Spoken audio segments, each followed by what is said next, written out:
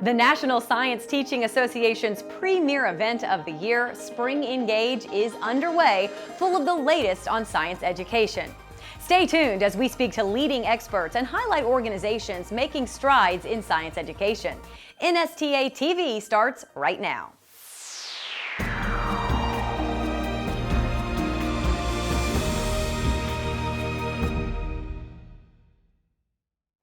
Environmental and climate justice have been introduced into science classrooms through partnerships, expos, and educational programming. Let's find out how this has helped students get more engaged in the classroom and how you can implement this approach into your classroom. Environmental and climate justice has been moved into the classroom through a lot of different ways. I think the most foremost way that's happened is through partnerships with local environmental justice groups.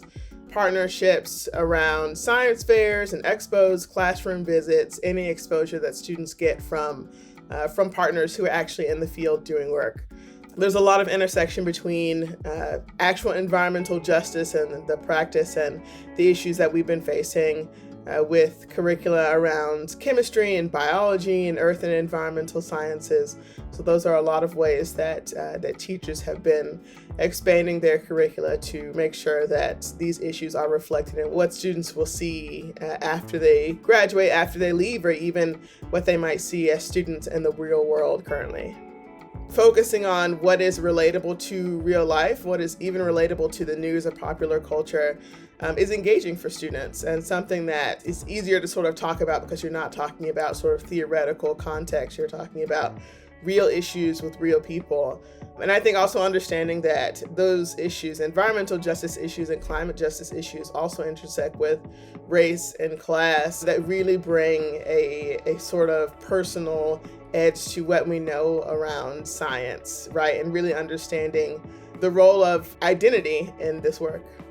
People are the best resources, and the best thing that you can do is to reach out to a local environmental or climate justice group to say, hey, I'm a teacher, what materials do you have? The NAACP, for example, has a really great environmental justice curriculum. The other, really great resource that we can use is sort of dedicating to relearning, looking at resources that have a historical context behind environment. As a teacher, when you have a better and clearer understanding of what a field like environmental justice looks like, you might be better sort of equipped to decide what will go in your curriculum, what will fit with the constraints that you have around your curriculum, and making sure that youth are engaged around this work.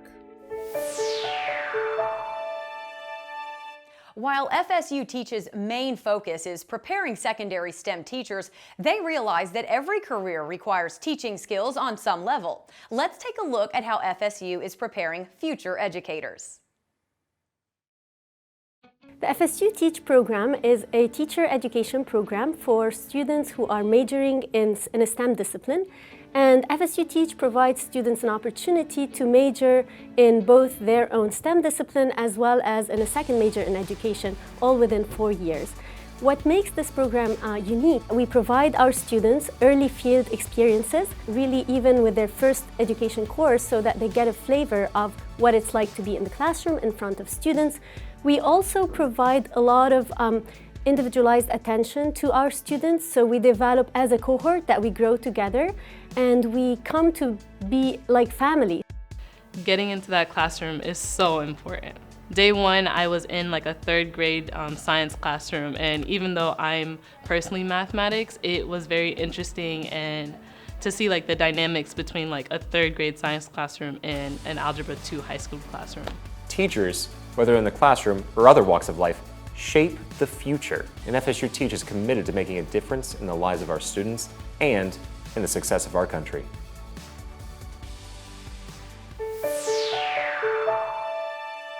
We are now in the studio with the 2020 NSTA President, Elizabeth Allen. Beth, thank you so much for joining us today. Thank you for having me. It's great to be here. So what has this past year been like for the NSTA? Just like everyone else across the nation, the National Science Teaching Association staff and volunteers have have gone through a lot. Everyone is trying to balance home and life and work in a new reality, all while living through a pandemic. So it has been a transition, and just like everyone else, a learning experience. But at the same time, it's been a great year for NSTA.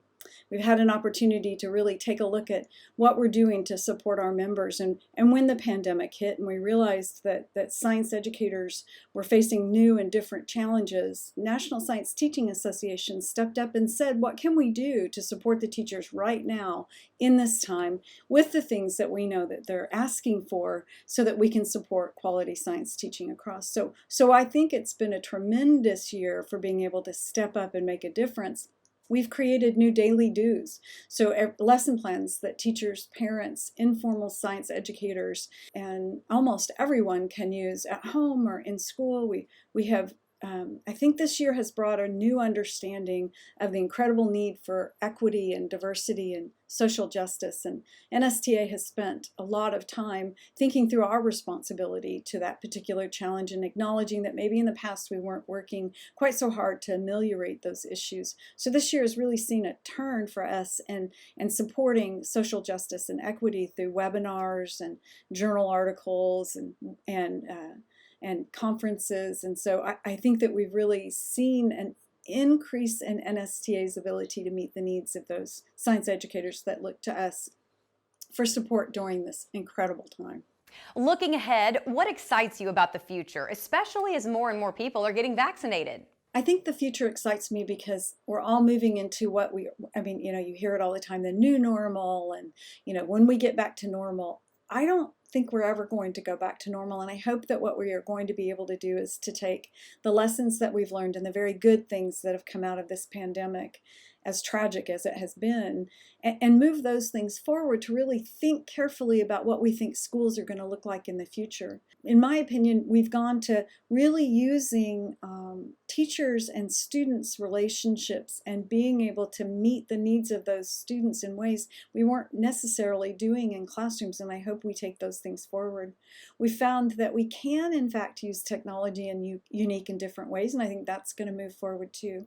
But I think most critically as we move forward, we understand just how deeply important teachers are to moving forward student learning and being able to retain that incredible respect for teachers that seems to have come out of a pandemic, and the realization that we really do have a very, very tremendous number of these teachers who are doing things every day to make a difference, no matter what, in our students' lives. So I think that awareness of teachers and the value of teachers now, and I also think that as we move forward, teachers are going to look to organizations and support for increasing resources that don't look like normal. So not just lesson plans, but lesson plans that incorporate technology or allow students to really make sense of the world around them in ways that maybe before they didn't know that they wanted. And so I think that as we move forward, I think it's going to be really exciting to see each other in person. I don't know about you guys, but I'm really excited about that.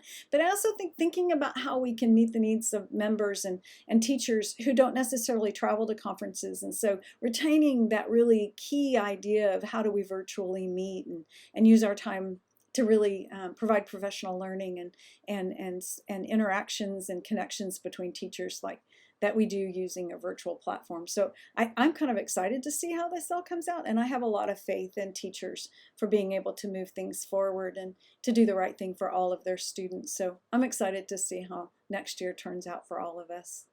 Beth, thank you once again for joining us here today.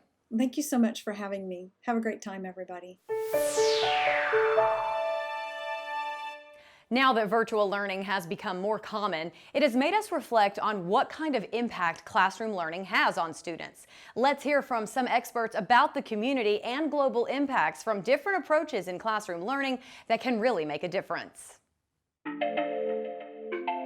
So classroom learning has a large impact on students, especially when students are looking to make real-world connections to what they're learning in the classroom. So students in my class in particular participate in a wide variety of experiential learning opportunities.